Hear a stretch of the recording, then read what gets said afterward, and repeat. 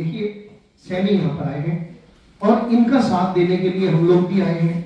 MLA दुआ जी यहाँ पर आए हैं और हमारे जसबीर सिंह जी, रविंद्र सिंह जी, देवेंद्र पाल सिंह जी, शिरोमणि अकाली दल अमृतसर के ये पदाधिकारी हैं, सभी ये भी आपका साथ देने के लिए आए हैं। और जो हमारे सारे ये पत्रकार हमारे बंधु बहने, खास तौर पर जिनको हमने रिक्वेस्ट करके बुलाया था, हमारे सभी वरिष्ठ चतुर्वेदी जी हमारे बहुत वरिष्ठ मेरे मित्र हैं, ये भी स्पेशल तौर पर, और बाकी सभी का सम्मान है। तो बात ये है कि एनटीपीसी जो आपने नाम सुना होगा, इस एनटीपीसी से पहले इसका नाम था दाभोल, उससे पहले था एनरॉन। तो ये जब बना था, अब आप सब वहां पर एज एक्स सर्विसमैन के बाद पक्की नौकरी पर ये सब थे वहां पर, और पक्की नौकरी का इनके साथ बकायदा एग्रीमेंट हो रखा था। और उस एग्रीमेंट के साजिश करके एनटीपीसी ने, एनरॉन ने, डोभाल ने इनके साथ बहुत बहुत बहुत गलत व्यवहार किया है, अपराध किया है, और लगातार कोर्ट के आदेश होते रहे हैं। न्यायालय के आदेश का धक्का बनाते हुए एनटीपीसी ने इनके साथ अपराध किया है। और काफी समय रत्नागिरी, आपने गोवा के पास जगह है रत्नागिरी, जहां पर ये था, वहां पर लगातार 6 महीने ये वहां बैठे हैं अपनी मांगों के लिए। बहुत बहुत ज्यादा इनको तसीहे दिए गए, तसीहे मतलब इनके साथ वो किया गया जो एक अपराधी के साथ किया जाता है। तो जब हमें पता चला इस बात का, तो हमने सोचा कि अब बर्दाश्त से बाहर हो गया है, इसलिए फिर हम लोग सब विचार बनाया कि एनटीपीसी से जो इनका अधिकार है वो इनको मिलना चाहिए। तो ये सब बताएंगे। प्रेस कॉन्फ्रेंस शुरू हो उससे पहले सारी आपको जानकारी दी जाएगी, लेकिन मैं 2 मिनट के लिए एमयू दुआ साहब, आप प्लीज 2 मिनट के लिए स्वागत करिए इधर आके। जरा हमारे बहुत प्यारे मित्र हैं, स्पेशल तौर पर आए हैं। 2 मिनट। हमारे सम्मानित सैनिक साथियों, आपका दिल्ली प्रेस क्लब में स्वागत है। मीडिया को संबोधन करने आए हैं अपनी मांग लेकर के। इन्हें जो पेंशन मिलना चाहिए था, इनका हक अधिकार, ये फंडामेंटल राइट्स है, और उस फंडामेंटल राइट्स का जो हमारे संवैधानिक अधिकार बनता है, सरकार अनसुना है, जितनी अथॉरिटी है वो अनसुना है। हमारे चरणजीत जी से सुना कि एनटीपीसी तो सभी जानते हैं, लेकिन डबोल नहीं जानते। तो एनटीपीसी के चेयरमैन और उनके सभी साथी करोड़ों में खेलने वाले लोग, चंदा और बहुत सारी बातें, उस पर हम बात नहीं करेंगे, लेकिन सिर्फ इतना बात करेंगे कि इनका जो हक अधिकार रोटी कपड़ा मकान का है, इनके जो बच्चे, इनके जो नाना बने हुए हैं, कोई दादा बने हुए हैं, अपने नाती और पोते को खिलाने का उम्र है और इनका पॉकेट खाली है। वो टॉफी कहां से आएगा, वो चॉकलेट कहां से आएगा जिससे बच्चा खुश हो और ये भी खुश हो करके समाज को एक हिस्सा बन सके। तो इसीलिए हमारे सैनिक अपने दर्द को आज बताएंगे और इनकी मांग पूरी हो, इसके लिए ह्यूमन राइट्स ही नहीं बल्कि तमाम हमारे मीडिया साथी, चाहे इलेक्ट्रॉनिक मीडिया, प्रिंट मीडिया, चाहे हमारे डिजिटल मीडिया है, या आज सोशल मीडिया, जो बड़े अच्छे तरीके से इस बात को रखते हैं।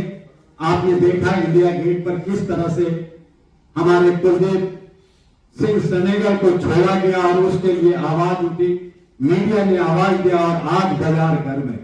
तो आज इशारा काफी है, इनके लिए भी हमें कुछ करना है और सरकार को झकझोरना है ताकि इनका रुका हुआ पेंशन मिल सके। बस हमारे साथ ऐसा हुआ, पानी नल बंद किए और लाइट ऑफ किया, कट किया ताकि अंदर ना रहे और बाहर चले जाए। यही मैं बात क्लियर करना चाहता था। रही दूसरी बात, जब हम लोग किसी आप भी सभी जानते हैं और हम भी जानते हैं कि हम किसी कंपनी में इंटरव्यू देते हैं, अगर इंटरव्यू देने के बाद एग्रीमेंट हो जाता है, परमानेंट कंफर्म साल के बाद लेटर मिल जाता है और उसके बाद में हम कंटिन्यू जॉब करते हैं और उस ऐसा होने के बाद में हमको आज 24 साल हो गए हम इस न्याय में तरस रहे हैं। ना कोई सरकार हमारे ऊपर ध्यान दे रही है, ना कोई कंपनी ध्यान दे रही है और कोर्ट से हमको तारीख पे तारीख मिलती जा रही है और हम लोग 24 साल हो गए। हम 96 में से करीबन 12 साल के हमारे स्वर्गवास हो गए, तब भी हमको न्याय नहीं मिल रहा। तो हम यही रिक्वेस्ट करते हैं कि आपके तरफ से भी थोड़ा कुछ ये हो जाए और हमको न्याय मिल जाए। देश को संभाला है हमारा बूस, इस कंपनी ने बहुत अन्याय अत्याचार किया है, इस कंपनी ने हमारे साथ बहुत अन्याय अत्याचार किया है। हम लोग ये देखो हमारा ये जो रिकॉर्ड है, जब से हम डॉक्टर में आ गए, डॉक्टर के बाद हम लोग ओपी में आ गए, एम्प्लॉय नंबर है, उसके बाद डीपीसी में आ गए, एम्प्लॉय नंबर है। हमने कौन सा गुनाह किया? जिस तरह से हमने भर्ती होने के बाद हमें राष्ट्रीय ध्वज को हमने कसम खाई थी मरेंगे जिएंगे ये वतन तेरे लिए, लेकिन आज हम आखिर हम बताना चाहते हैं हमारे हक के लिए आप लोग आगे हैं, हम लोग सहयोग कीजिए, हमारा हक हमें दिला दीजिए। ये रिकॉर्ड है हमारा, ये रिकॉर्ड कोई भूल नहीं सकता, ये रिकॉर्ड आप देख सकते हैं। चाहिए मीडिया भाई के साथ हम गुजारिश करते हैं हमारा हक आप दिला दीजिए। हमारा परिवार बर्बाद हो गया, हमारी उम्र घट गई, हमें कहाँ नौकरी मिलेगा? इस कंपनी का प्रोजेक्ट को हमने तैयार किया है, जिस तरह से हमने देश की रक्षा किया है उस तरह से उस प्रोजेक्ट को हमने बनाया है। रात और दिन हमने वहां पे हर चीज का संघर्ष किया है। तो आप लोगों को मैं निवेदन करता हूँ, मीडिया भाई के साथ निवेदन करता हूँ कि हमारा हक दिला दीजिए, ये मैं आपसे निवेदन करता हूँ। जय हिंद, जय महाराष्ट्र। बोल नहीं पा रहे, 25-24 साल हमने इतना झेलाया, वहां पर इतनी बेइज्जती सहन की है कि बोलने के लिए हमारे मुंह से शब्द ना निकलते, इसीलिए सब चुप है। नहीं तो फौजी बोलने के लिए पीछे नहीं है, किसी फाइट में आगे हम जा सकते हैं, लेकिन तकलीफें इतनी दिए हैं। वो जो इनको रूम में बंद करने की बात है, वो किडनैप से भी बदतर था। वहां खाने की चीजें, खाने की बाहर वाला कोई खाना अंदर आएगा नहीं, अंदर का बाहर जाएगा नहीं। जो हमारे ऑफ में गए उनको अंदर लिया नहीं, तुम कहीं भी चले जाओ।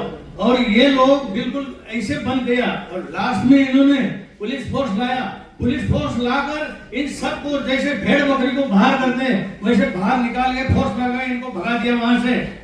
जबकि हम लोग उस गेट पर 6-6 महीना उपोषण के लिए बैठे थे, लेकिन उसका कोई नहीं। उस तरफ हम लोग कलेक्टर के पास मोटरसाइकिल का रैली निकाला था हमने कि कलेक्टर से जाके हम लोग कोई डिसीजन ले ले। मोटरसाइकिल रैली हम लोग वहां से 96 गाड़ी लेके कलेक्टर के यहाँ गए, लेकिन वहां भी कुछ नहीं हुआ। वो जो उनके जो रटे बड़े वर्ड है वही हमको सुना दिया। उसके बाद हम लोग कलेक्टर के सामने 1 दिन का अनशन किया था, उसका भी कोई नतीजा नहीं। सब ऐसे इधर उधर की बातें देखे हमको वहां से निकाल दिया।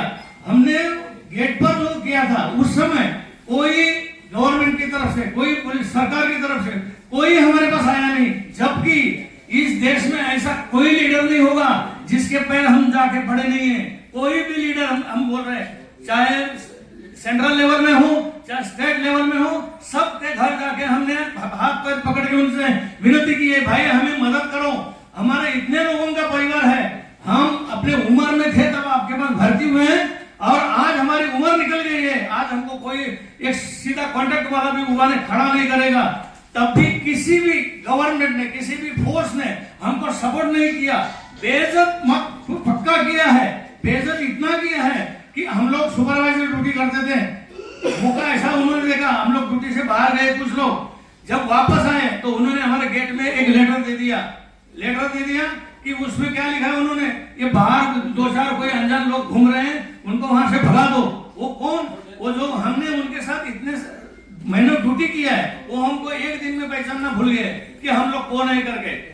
इसी तरह से हमको उन्होंने अंदर आने नहीं दिया लास्ट तक। फिर क्या हुआ, जब इनको बाहर किया तो हमारा पूरा प्राइवेट सामान, जो भी अपना पर्सनल सामान है वो हमारा रूम में था, वो बाहर निकालने नहीं दिया। हमारा सामान ही उस कंपनी में पड़ा हुआ है।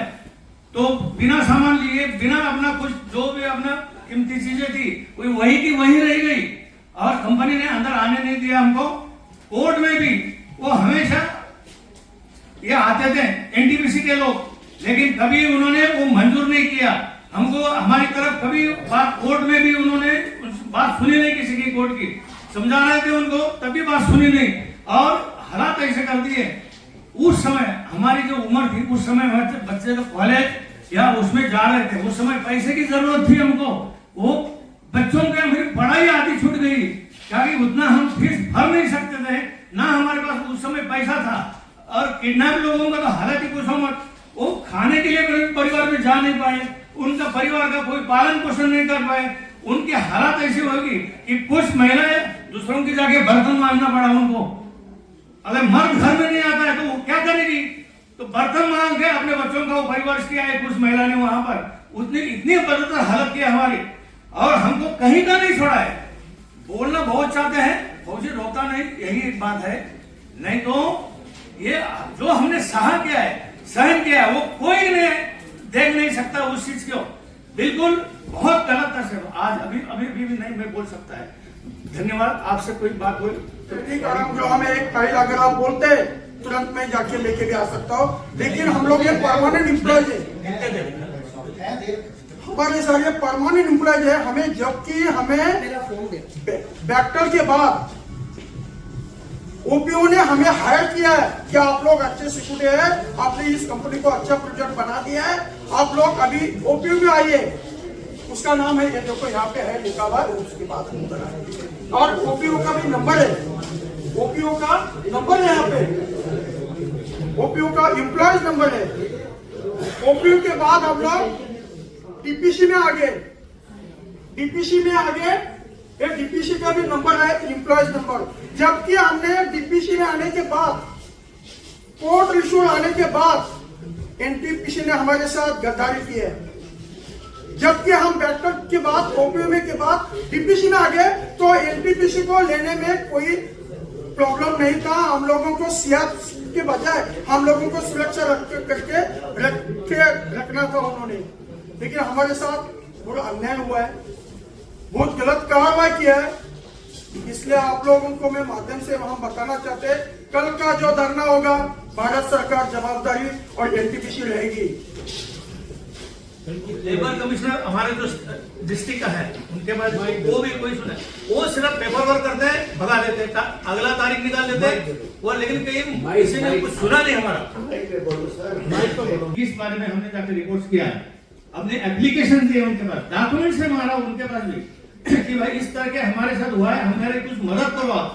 तो उन्होंने भी तारीख आगे तारीख बहुत दो कमिश्नर वहां के पोस्ट छोड़ के निकल गए। कोर्ट में भी ऐसा हुआ है, कोर्ट में भी ऐसा हुआ है। हमारा डिसीजन में कोई आ जाता है एट ए टाइम। कौन सा कोर्ट में है? रत्नागिरी डिस्ट्रिक्ट कोर्ट में, वहां पर हाँ कामगार कोर्ट था, उसके डिस्ट्रिक्ट कोर्ट में भी बात सब कुछ हो गया, क्रॉस चेक हो गया, हमारा सब कुछ हो गया। अब डिसीजन देने का आया, उस दोपहर तक तो हालत सही रहता था, दोपहर के बाद वही जस्टिस आते बोलते भाई मेरा ट्रांसफर हो गया, मैं जा रहा हूँ। साहब भाई डिसीजन तो देखेगा, आप तो बोले अभी शाम को हम सब कुछ हो जाएगा आपका, नहीं मेरे को अर्जेंट जाना पड़ेगा, वो अपना जगह छोड़ के निकल गए सांगली की तरफ। ऐसे भी किया, मतलब सपोर्ट किसी ने नहीं किया, चाहे गवर्नमेंट के हो चाहे कहीं के भी हो, किसी ने हमको सपोर्ट नहीं किया। प्रेस माध्यम के तरफ से कंपनी को और सरकार को यही वार्निंग देना चाहते हैं कि हम आखिर हमारी चेतावनी है, आगे हम कुछ भी निर्णय ले सकते हैं और कुछ भी हो सकता है। और यही प्रेस कॉन्फ्रेंस या एनटीपीसी के गेट पे कल भी हम यही करने वाले हैं और वहां जाके भी हम धरना देने वाले हैं। आपसे हम रिक्वेस्ट करेंगे कल भी अगर आप आएंगे तो हमारे लिए अच्छा रहेगा। धन्यवाद। सुरक्षा कर्मी रिटायर्ड हवलदार विलास तालुके आपसे मैं जो भी हमारे कंपनी ने हमको कोई भी इंटीमेशन दिया नहीं और सभी के सभी सुरक्षा कर्मी को नजरअंदाज करके ऐसी हालत में बाहर निकाला, वो हालत बताने लायक नहीं है।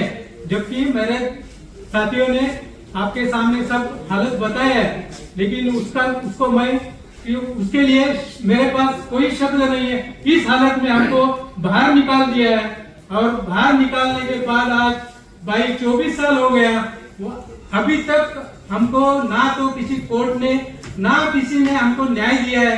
और मैं इतना ही लास्ट में कहना चाहता हूँ कि पानी जब सर से ऊपर जाता है तब क्या होगा क्या नहीं होगा कब होगा ये मैं बता नहीं सकता हूँ।